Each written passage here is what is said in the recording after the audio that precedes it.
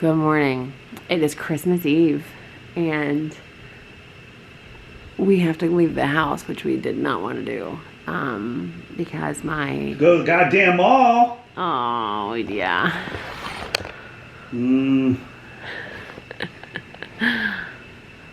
We're all very happy about it. My dad locked himself out of his phone, and my dad's also somebody who thinks that, like, he's not going to give you his right birth date, or, like, any of that information isn't actually correct.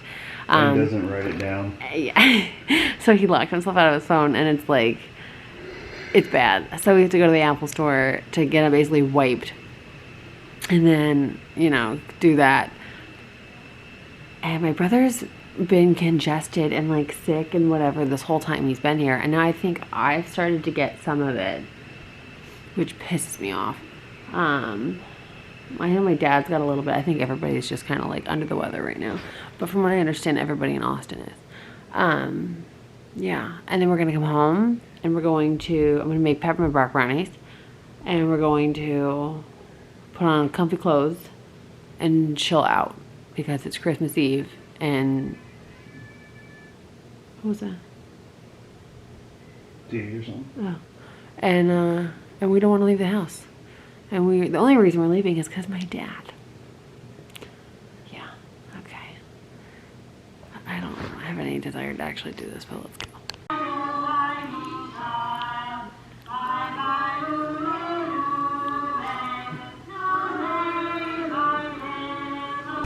Okay, so we just went to the grocery store. We've been to the grocery store and we've been in the mall on Christmas Eve, which we are people. A lot of bullshit. Yeah, we are people that don't do that. The grocery store's way worse than the mall was, and apparently all of the peppermint mocha creamer in the surrounding area is gone. So, oh damn. I don't usually take creamer, but you know, festive. And our coffee shop's closed for a little while, so. Good for them. Yeah, right? So I was just trying to like keep it festive, but that's not gonna happen now. It's okay. So today we're making peppermint bark brownies. I'm super bitchy. I'm just gonna tell you that now. I'm under the weather. I'm annoyed. It's Christmas Eve. That's about right. So I'm gonna make peppermint bark brownies and have some coffee. Potentially spike that. But the guy Mrs. Claus apron on. So, at least I'm feeling festive, right? I'm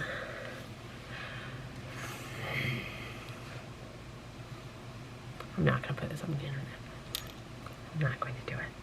Alright, so I'm gonna start making these, and I'm gonna clean my kitchen for the 9 millionth time, because apparently I'm the only person in this house that has any concept of how to do that. Yeah, while everybody else is watching Die Hard in the theater. So, cue the time lapse so I can bitch in silence.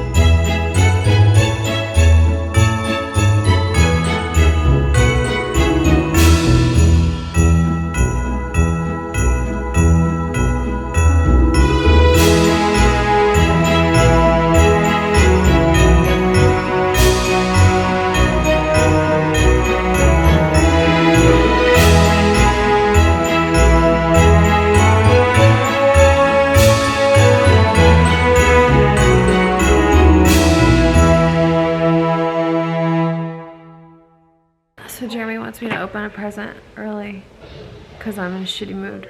Is that right? I guess that works. Is that what you said? Tell everybody that. I just figured you could open a present early. Okay. Because I love you. I love you too. Wait, I'm gonna get this to where it's not just my dad's daytimer.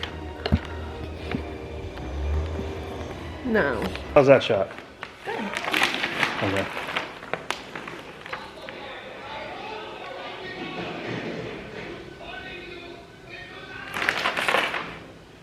Oh shit.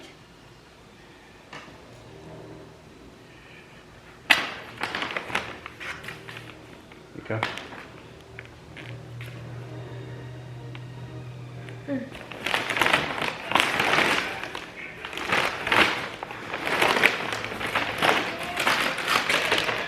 you go.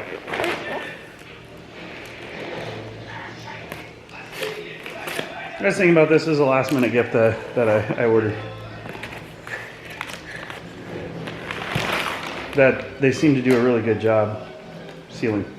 There you go. Camera scissors, lady.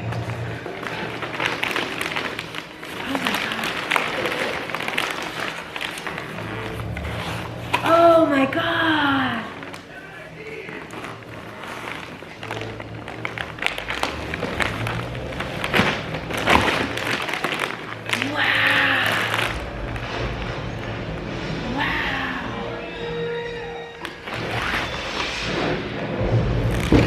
Tell everybody who this is. Holy shit, 1950? The first volume's 40 years? Tell everybody who this is Okay, and so- why you're excited Okay, over like so- a demonic looking face. Okay, so look, I feel like I need to preface this a little bit by saying I know a lot of y'all watch a lot of YouTubers that are beauty YouTubers, but they don't know shit about the art of makeup. And I say this with respect, but I'm an educator and I have a ton of respect, especially for like FX makeup artistry, because it's not my field, but I know enough and I've seen enough of like really talented FX artists work that I bow down. Like, it is a fucking art. So Jeremy was listening to Rick Baker talk to Joe Rogan on the Joe Rogan Experience, and he was talking about his book, which is this thing that weighs as much as Adelaide does. And Rick Baker, if you want to go down a really fun rabbit hole, Google Rick Baker and his makeup and his visual effects. It's just like, you will feel like a total failure at everything you've ever done. But he's just unbelievable. He's a marvel of a human. And super modest. Just salty. He's done all of your humble. favorite things. You don't even know he's done them either. Like, he's just the coolest. He did Gremlins. He's just the coolest, and he's like Maleficent. Yeah, and he just the way he hires his team and the way he approaches his work and just like everything about him is, as a makeup artist, is something that I've aspired to be, but on my scale. And just how he works and how he appreciates things and how he approaches things, it's just like super humbling, right? And he's just this incredible talent. Like, I can't even, there's no word in my vocabulary that I can articulate the level of skill that man has for how humble he is. It's just unreal. But this is this huge ass 2-volume, literally 1950 and 1989 and then 1990 to 2019, like longer than any of us have been alive. He's been creating total masterpieces and you didn't even know it. And so this is Metamorphosis. This is like his work. And Jeremy was listening to this and he was telling me about this in Dallas when I came down for like those 24 hours, whatever it was. And he was like, yeah, I was listening to this and like, did you even know about this? And I was like, no, I didn't. And he was like, yeah, but like, dude, he's super interesting. And I don't know him personally, and I've never like really heard him talk about him because he's super humble, but I've seen his work and I know how hard that is. And yeah, like again, like you're just like, Jesus.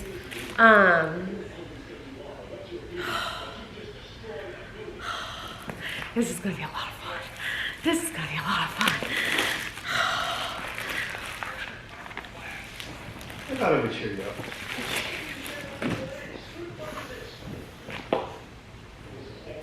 I hate horror. I hate horror. I really do. That's a creepy looking dude. And this is a creepy looking dude, but let me tell you, if you want me to get into any, with my ex-husband being a horror writer, the only way I could get into it was because I would get into the effects of it. That's how I respect FX artists so much. Like Tom Savini and some of the other ones are just, honestly, like trailblazers. But Rick Baker is just in a league of his own. And, oh my God, man. He's the special effects, what Jim Henson is to Muppets.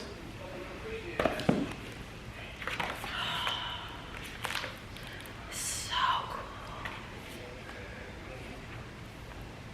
Merry Christmas, beautiful. Thanks, baby. Yeah, so this is, dude, and like, okay, so like you have to understand some stuff, right? Like, so you look at people like Whitey Smith, who's famous for doing Marilyn Monroe's makeup. You look at people who are, like, there's a lot of techniques that are like Marlene Dietrich, her face is the reason the butterfly effect exists in lighting. And just like old film, like how they used to make movies, there's a lot of things that they, you know, they can't get away with nowadays, right? Because of like HD and 4K and all that kind of stuff, like the red eyeliner trick, and there's all kinds of stuff. But at the same time, you're nowhere near what we have in terms of material, like raw materials for makeup. You didn't have the grades, the FDA wasn't, like there's just so many factors.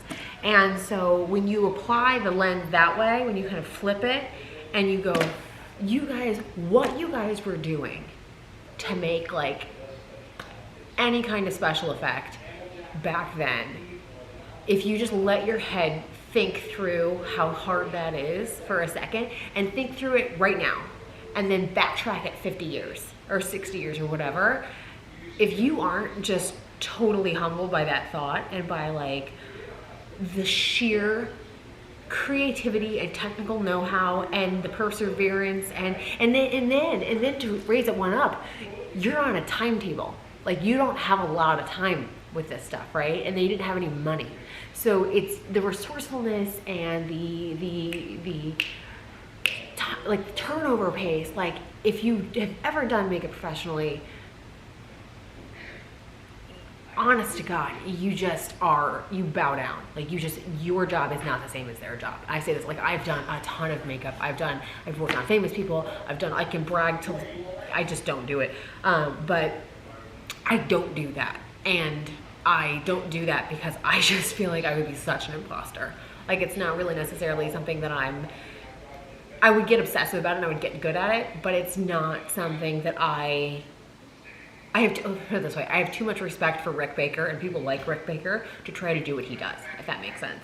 But like, damn, dude. Oh my God. This is so exciting. I want to cry.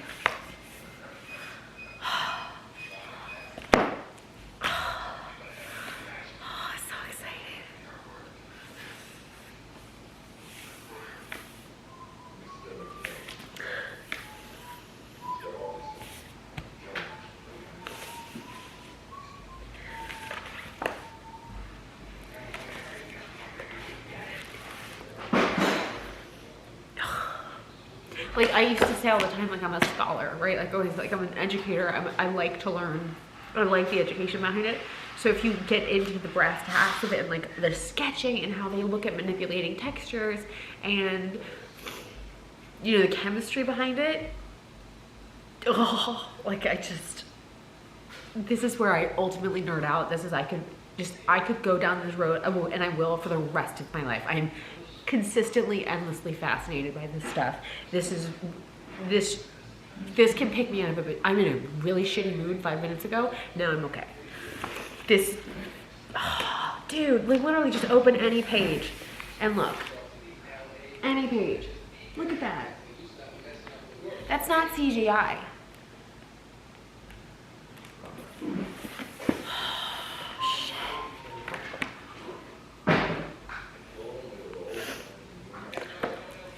Oh my god. What is this? Dude.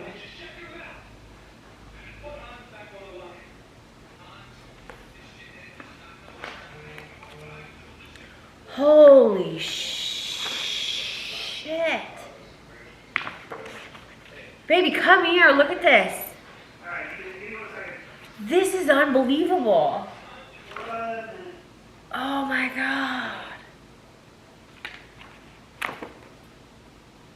Come here for a second. Look at this. Just look at this real briefly. This is American Werewolf in London. Yeah. This is his phasing. Groot makeup, like way early, right? Like not the same thing now, but you get the bark effect. Yeah. Turn the page, look at that. Yeah. What? That's a puppet though.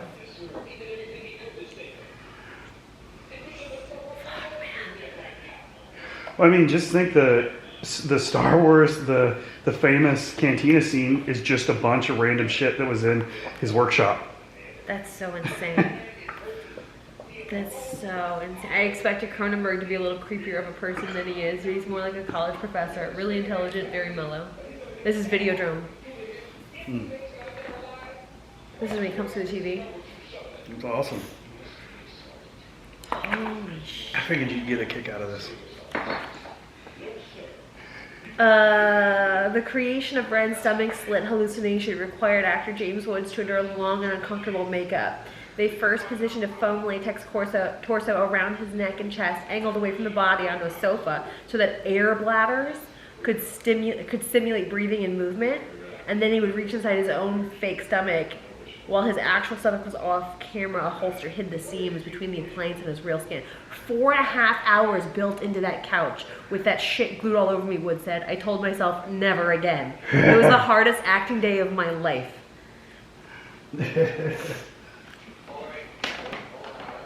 This thing. Yeah. Oh, that's James Woods. Yeah, before he became a nut job. Yeah.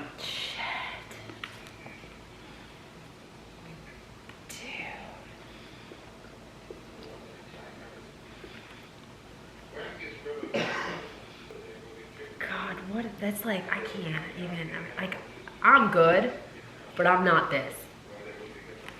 Like, that's a whole different, that's not makeup. That's just your sculpture. You actually have to listen to him. I can't wait to. I really want to. That's like 3 hours. I just haven't had 3 hours. And it's the kind of 3 hours that I'm going to get annoyed if I get interrupted. You know what I mean? Joe's like, you're like the greatest of all time. And he's just like, no.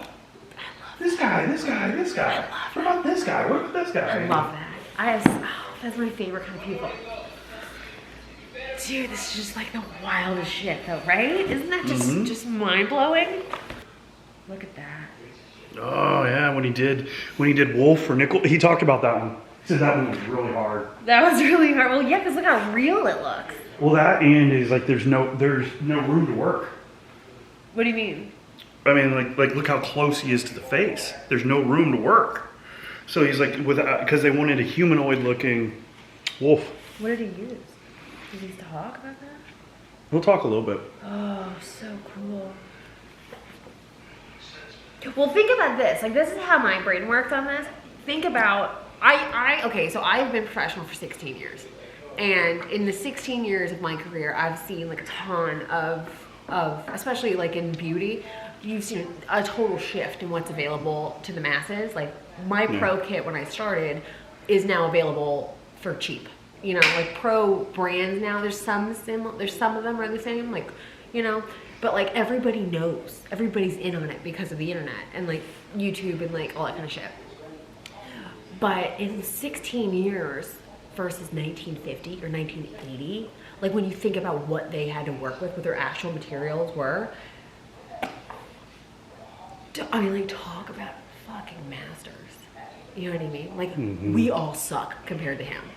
I don't know anybody who could do that. And that's with what we have now. And so imagine working with that. Where he's making it up. Let me and you're make making up the that process. quick. Like you gotta, like that combination of talents. Well, he talked. This is why this is honest to God. I think this is one of the reasons why I became a makeup artist is because for some reason, I find fields that never get awarded. Like we never get recognition. So that type of skill, like nobody ever thinks about you when you watch it. You're like, oh wow, but you never go like, what's that guy like? Yeah. You know what I mean? Yeah.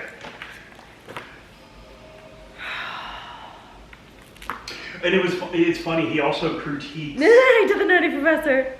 He also critiques Joe Rogan's werewolf. Because he has the werewolf from American Werewolf in London in his office. He sits there for like 2 minutes and he rattles off all the things wrong with it. And he's like, that guy does such a good job and blah, blah, blah. Oh, yeah. Oh, wow. He did Escape from LA? Yeah. That's awesome. Damn. Oh, you Batman and Robin? Wow. Production went ahead and put 70 grand to build her plexiglass glass tank to put the body in and fill it with water, and she looks fat. She had to be 32% thinner but the same height. Asked them to use a square tank and then the tank exploded. Like, just think about that, right? Just think about actually having to be in that spot. Yeah. And the fact that your brain can go there, and then I need a 30% reduction in same height, so then you've got to manipulate all that, and then you're, okay, now I need a square tank, and then it explodes, and you're back to square one for the third time. With different set of restrictions because you test crack. Oh my God, I'm just. Oh, you're still recording. Yeah. Yeah, this will be fun to edit. Holy shit. Did Right? he do that? Yeah, he did. Jesus Christ. I know, right? It's like humbling as all hell. Look at that. Wow. Right? This should wake the kids up. Oh wow, he did a Devil's Advocate. Mm-hmm. He's done everything. I know he's like done everything, but I just. Whoa, that's a little close. Jesus, look at that I one. know. I knew that was gonna get closer. I had a feeling.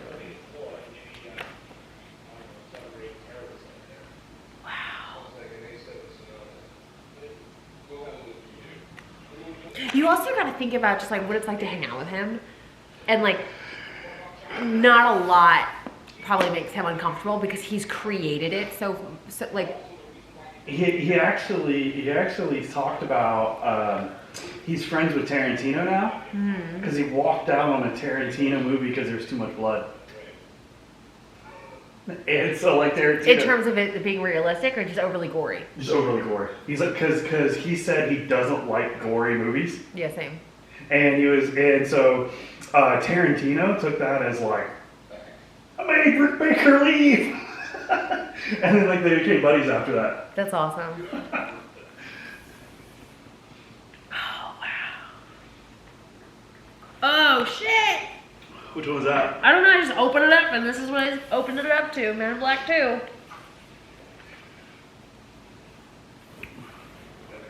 Oh wow. Right?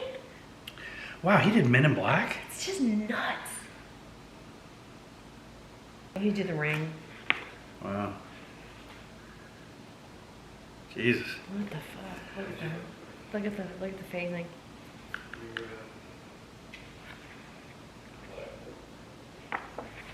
Baker posing, trying to find the best position for Kitty in the closet. He played around positions of himself for the design of her death expression. Unbelievable. What is that? Like, he did Thriller. He was talking about And he that. did Thriller back then. Yeah. Rotting flesh effect. Um, Her jaw that was open. He's in Thriller. One of the first zombies. Yeah. So the problem they had is that they didn't have enough time to do everything. Yeah, what the fuck is that? And so what they would do is they had like mask molds. And they'd look at people and be like, "Oh, you're a woman 3, man 2," and then kind of get the dancers like close enough because they weren't going to be in the forefront. And then like the really good-looking zombies in the beginning is literally Rick Baker and two of his assistants because they had perfect molds for their faces, and that's how they did that. So they're the zombies in the very beginning. They get close-ups. Yeah, they get close-ups. That's so cool. That's so cool. That's so cool. Yes. Yeah, I gotta listen to it. But I get, look at that!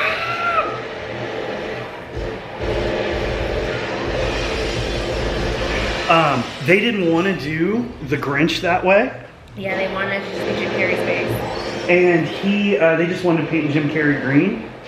And he leaked it. Come here, look at this. Oh, that's awesome. He did this at the same time, concurrently. Oh, wow. God, how exhausting is that? He talked a lot about working like 70-hour weeks. 70, 80-hour, 100-hour weeks. The eyelashes sold Carrey. That's awesome. How Jim Carrey, so it's all the Grinch. People are going to see they want to see a Grinch, and Jim Carrey's going to earn his money. We see the Grinch having questions, they feel like looking at Grinch, and they just said they agree. Yeah. Ones I've listened to. I want to watch it. There's like some that I prefer to watch, and I also really want 3 hours of uninterrupted time to do it. So I've been holding off on it for that reason. He was just kind of like, yeah. I'd love to see the stuff he did for Maleficent. That has to be towards the end. That's the first one. Isn't that rad? Oh wow. Right? Shit. I did that big ass flip and I got to awards. Wow. Right? In filmography. Look how thick that is. Jesus. God. If you had me do like a dead or alive dinner, he'd be, depending on how many people I get, he'd for sure be in the top 5. Yeah, wow. Oh, he did Enchanted. He's done everything. He did Tropic Thunder. Yeah, he does everything. I didn't realize that. Okay, so 2014 is Maleficent. I want to see Maleficent. Yeah, he didn't want to do this. And Yeah. and she convinced him to do that. Yeah. Angie was very convincing. It's not hard to get sucked into her world when she's sitting there talking to you and she's so articulate. In her mind, she was a creature. That's the actual setup. Mm-hmm. And this was the horn skull cap. They each come off because they're magnetic.